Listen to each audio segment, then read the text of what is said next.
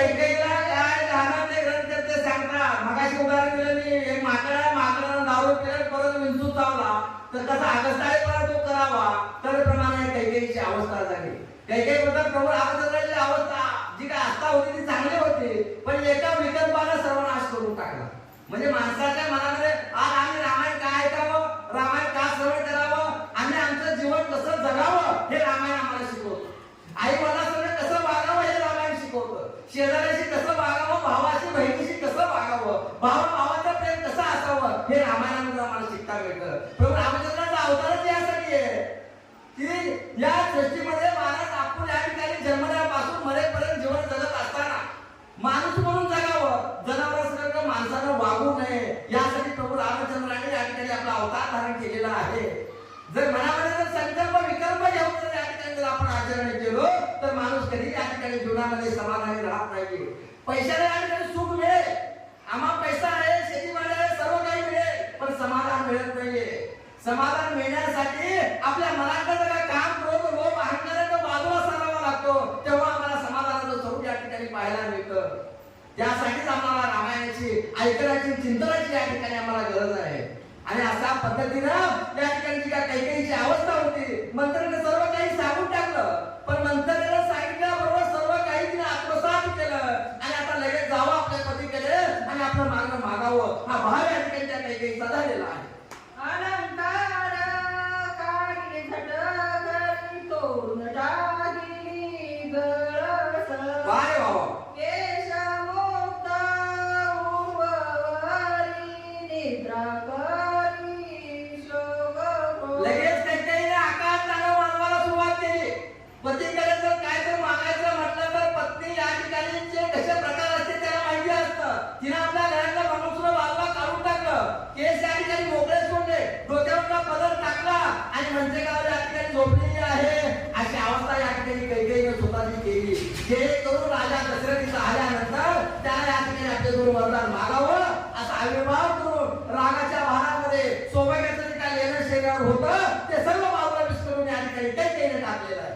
तव ते भोग समयाची वेळ कैकेयी ग्रह आला भूपाळ राजा मथरेसी पूषे उतावळ राणी आमचे गोटे दशरथ राजा सायंकाळी वेळ होती, तिथं आल्याबरोबर दशरथाला पाहता पण कैकेयी कुठे दिसत नाही.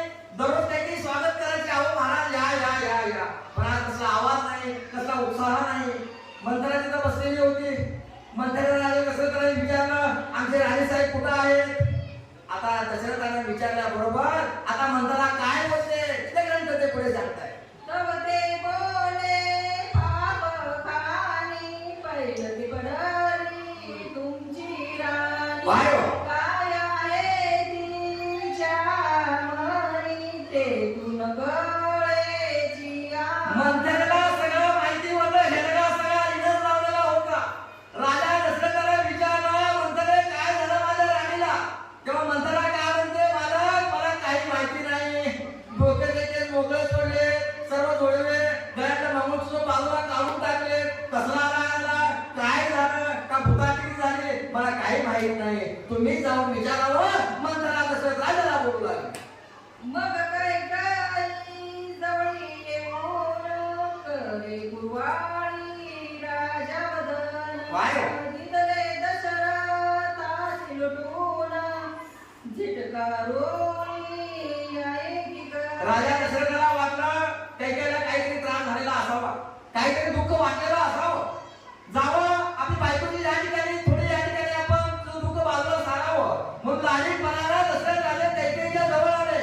डोक्यावरून हात फिरवला, खानवटीवर हात फिरवला आणि ते दृश्य असं राजा दशरथ करीत असताना कैकेयीने दोन्ही हाताला दशरथ राजाला ओढून दिलं. माझ्या अंगाला शिवायचं नाहीये, आपण लांब जावा, मला तुम्ही बोलू नका, तुम्ही खोटाचे आहात असं बोलणं या ठिकाणी कैकेयी राजा दशरथाला बोलू लागली. मने परता कोणी नरवा नष्टा आव सत्यवादी आपली भ्राष्टा तुझ्या अंतरी भाव खोटा सर्व इम्या ओळखी. राजा दशरथ सहज गेला, विचारायला सांगितलं अरे राणी काय झालं, कैकेयी असं काय करते. तेव्हा कैकेयीने राजा दशरथ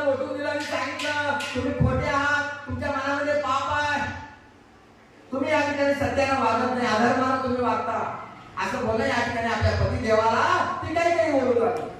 ऐसे शब्द ऐकत तीव्र धपधपीने रायाच्या अंतर. वाह.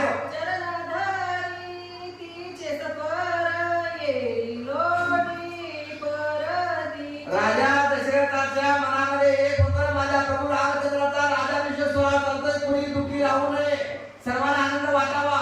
पण माझी आवडती राणी असणाऱ्या कैकेयीला दुःख का झालं म्हणून राजा दशरथाला शंका येऊ लागली. राजा दशरथाला लोटाचं दुःख वाटलं नाही. राजा दशरथ पळत गेले, कैकेयीच्या पाया पडले. अगं कैकेयी, शिवमंगल या ठिकाणी चालू आहे. प्रभू रामचंद्र सिंहासनावर या ठिकाणी राजाभिषेक सोहळा या ठिकाणी पार पडतोय आणि तू असं काही करू नको. मी पती जरी असलो तरी तुझ्या पाया या ठिकाणी पडतो. मग त्या कैकेयीच्या पाया या ठिकाणी दशरथ राजाने पडलेला आहे आणि दशरथ राजे म्हणतात असं अभद्र या ठिकाणी तुम्हाला बोलू नको. अगं चांगला सोहळा चाललाय, त्या ठिकाणी तू आनंद या ठिकाणी तुझ्या मनामध्ये असावा असं बोलणे या ठिकाणी राजा दशरथाने कैकेयीला केले. राजा म्हणे संभ्रम होता राजे स्थापितो रघुना. वाह वाह वाह. भूमिग्रह करियेत शरणागत तुझा मी. दशरथ राजा म्हणतोय, मला चारी मुलं सांगते आहे तरी ज्येष्ठ असणारा तुला प्रभू रामचंद्र या त्रिभुवनाचा महानायक नायक आहे. देवाच्या बापाचा बाप माझ्या पुढे या ठिकाणी जन्माला आलेला आहे आणि त्याचा राज्याभिषेक सोहळा होतोय. याच डोळे देई, याच डोळा पाहावं ही माझी इच्छा आहे. अशा चांगल्या कार्यक्रमामध्ये तू विघ्न आणू नकोस. अगं तू आनंदी उत्साही या ठिकाणी राहावं ही माझी इच्छा आहे. तू असं अगोदर मला बोलू नकोस कैकेयी, मी तुला शरणागत तुझ्या पाया पडतो असं परत परत बोलणं या ठिकाणी राजा दशरथ कैकेयीला बोलला. वस्त्रभूषणे अलंकार अपेक्षित देईन समग्र. वाह. तुझ्या वचना लागिले भार प्राण वेचीन जाण. दशरथ राजा म्हणतोय, कैकेयी तुला जे पाहिजे ते मागणी देण्यासाठी तयार आहे. कसले कपडे भरतरी पाहिजे का रेशमी कपडे मी तुला देतो, सोने देतो, हिरे देतो, माणिक देतो. नवे नवे माझा प्राण जरी मागितला तर मी प्राण सुद्धा द्यायला तयार आहे. पण माझ्या प्रभू रामचंद्राचा राज्याभिषेक सोहळ्यामध्ये विघ्न तू आणू नकोस, माझी तुला विनंती आहे असं परत परत बोलणं या ठिकाणी राजा दशरथ त्या कैकेयीला करू लागला. मी असता तळसरी तोरण टाकली मवर. वाह वाह. मागुना जाऊन चरण धरी लोळी जगरी गै. राजा दशरथाने विनम्र भावाने राजा दशरथ बोलतोय, कैकेयी अगं घरातले माणूस कधी बोलावं, पायातले जे सौभाग्याचे लेणे आहेत ते कधी टाकावं. मी जिवंत आहे, मी मेलो नाहीये आणि माझी जिवंत असताना तू सर्व सौभाग्याचे लेणे बाजूला सांगलेले आहेत. अगं असं करू नको, तुझ्या परत या ठिकाणी मी पाया पडतो, पण चांगल्या कामामध्ये विघ्न आणू नको. माझ्या रामाचा राज्याभिषेक सोहळा या ठिकाणी संपन्न होतोय, तू विघ्न आणू नको, तुझ्यासाठी काही मी करायला तयार आहे. राजा दशरथ कैकेयीला बोलू लागला. विनोबाची यावडी प्राणी नाडले दशकोटी. जन्म मरणाची यावडी माझी पडले बहु. ग्रंथाचं उदाहरण देत आहे, स्त्रीच्या हक्कासाठी, स्त्रीच्या लोभासाठी भल्या भल्यांची माती झालेली आहे. तीच गत या ठिकाणी आज पाहावयास मिळते. या ठिकाणी आता कैकेयी म्हणते, मी जी काय या ठिकाणी मागणार आहे ते सर्वनाश होण्याचं काम आहे. जी राजा दशरथाला माझा प्रभू रामचंद्र सिंहासनावर बसावं, त्यांनी राज्यकारभार करावा आणि मी माझ्या डोळ्यांनी पाहावं हा भाव या ठिकाणी राजा दशरथाचा होता. पण विघ्न या ठिकाणी आलेला आहे. पतीचा हात या ठिकाणी आलेला आहे. पतीचा लोभ या ठिकाणी आलेला आहे. ग्रंथकर्ते म्हणतात, स्त्री लोभापायी किंवा स्त्री हक्कापायी अनेक जण नांदले गेले असं ग्रंथकर्ते सांगतात. स्त्री लोक बरम दारुण पूर्वी नाडले बहुजन. मूर्तिमंत भव्य व्याधी लुभवी सज्ञान जाण दे. चांगले सध्या 4 वेद 6 शास्त्र 11 पुराणामध्ये जर पारंगत असले, सर्व ज्ञान जरी आत्मसात केलेलं असलं तर स्त्री सणामुळे किंवा स्त्री लोभामुळे, स्त्री हक्कामुळे त्यांचा सर्वनाश या ठिकाणी झालेला असतो. एवढं या ठिकाणी असा प्रकार या ठिकाणी होतो आणि तेच दृश्य या ठिकाणी राजा दशरथाकडे विघ्न येऊन थांबलेला आहे. उदाहरण देऊन नंतर ते सांगताय. संसार नानार्थास मूळ तोची समान जाण केवळ. स्त्री लोभी पापे सकळ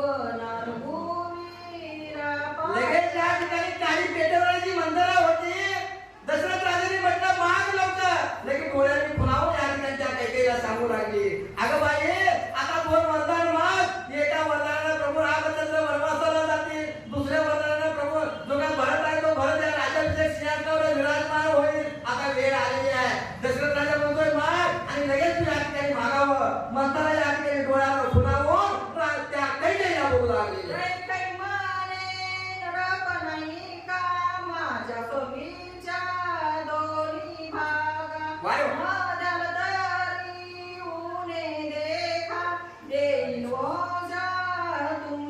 लगेच कैकेयीने राजा दशरथाला बोलायला सुरुवात केली. अहो राजे, मी स्वर्गामध्ये असताना माझ्यामुळे तुम्हाला विजय प्राप्त झाला. 2 वरदान तुम्ही मला देणार होतो, पण आता मला ते वरदान द्यावं. मी तुम्हाला 2 वरदान मागणार आहे आणि लगेच द्यावं. जर मला तुम्ही 2 वरदान नाही दिलं, तुमच्या वंशाला या ठिकाणी डाग लागेल, तुमच्या सूर्यवंशाला कलंक या ठिकाणी लागेल. ही कैकेयी राजा दशरथाला बोलू लागली. राजा म्हणे माग सत्वर तुझ दिले अपेक्षित वर. मग म्हणे वना दाढी रघुनावर रघुवीर राजगर्दासी समर्पित. माग म्हणल्याबरोबर कैकेयीला उतावळेपणा झाला. लगेच सांगितली, मी तुम्हाला 2 वरदान सांगितलेले होते, तुम्ही मला देणार होता. एका वरदानाला माझा मुलगा परत सिंहासनावर बसावा, दुसऱ्या वरदानाला तुमचा मुलगा प्रभू रामचंद्र आहे तो वनाला जावावा. ही माझी या ठिकाणी इच्छा आहे. हे 2 वरदान मला तुम्ही द्या. राजा दशरथाला कैकेयी बोलू लागली. जगत्या सदा रघुनायक त्याकडे होतील सकल लोक. या लागी दूर वनाची देख आताची शीघ्र पाठवा. लगेच कैकेयीने सांगितलं, वेळ नाही. आता राज्याभिषेक आता होणार होता थोड्या वेळाला. आता लगेच थोड्या वेळाने त्याला वनवासाला पाठवावं. जवळ पाठवायचं नाही, दूर वनामध्ये या ठिकाणी पाठवावं. जेणेकरून त्या प्रभू रामचंद्राचं मुक्तमल आम्हाला पाहता येऊ नये आणि आम्ही त्याला पाहता येऊ नये असं मागणं या ठिकाणी त्या कैकेयीला राजा दशरथाने मागितलेलं आहे. म्हणून संख्यात समस्त सर राज करीना माझा पुत्र. काय हो? मग तुम्ही अनरवीर आठवणीकडे ठेवी. 14 वर्ष प्रभू रामचंद्राला वनवासाला पाठव आणि 14 वर्ष माझा मुलगा असलेला भरत या ठिकाणी अयोध्येचा राज्यकारभार करेल. मग 14 वर्षाला तुझ्या मुलाला आणायचं असेल, करायचं असेल तर तू ठरव, मला काय सांगू नको. पण मी जे काही वरदान मागितलेले आहे ते लवकर तुम्हाला द्यावं असे या ठिकाणी कैकेयी राजा दशरथाला बोलला. ऐसे कदाची वचन गजबजले रायाचे मन. वारे वा. वाटे युद्धून लता येऊन अंगावरी पडे. जेव्हा कैकेयीने मागणी केलं 2 वरदान दे, प्रभू रामचंद्र वनवासाला पाठव म्हणताना गादीवर बसून हे शब्द ऐकल्याबरोबर राजा दशरथाला सर्वांग या ठिकाणी भयभीत झालेला आहे. या ठिकाणी लोखंडाचं पाणी करावं आणि ते कानामध्ये होतं, किती त्रास होईल. थोडा त्रास या ठिकाणी राजा दशरथाला होऊ लागला.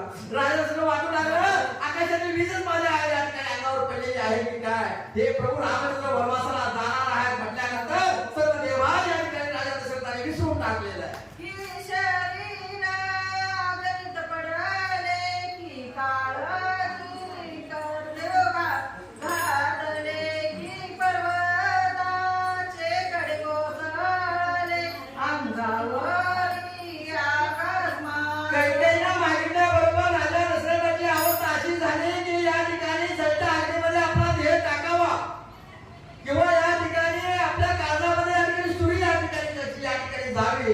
तर प्रमाणातून राजा दशरथाला होऊ लागला.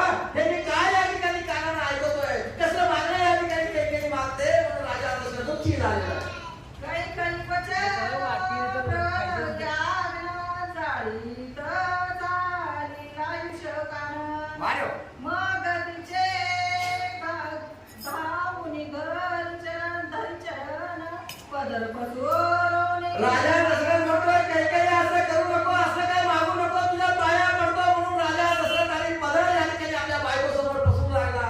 कैकेयी, प्रभू रामचंद्र असं मला धाडू नको. अगं त्या प्रभू रामचंद्रासाठी सर्व माझं या ठिकाणी जीवन आहे. तो या अनंत ब्रह्मांडाचा नायक आहे. अशा त्या ब्रह्मांडाच्या नायकाला वनवासाला तू पाठवू नको. तुझ्या पाय या ठिकाणी पडतो, दुसरं काही माग, पण रामाला वनवासाला पाठवू नको. कैकेयीला राजा दशरथ शरण जाऊन बोलू लागलेला आहे. जो जो मग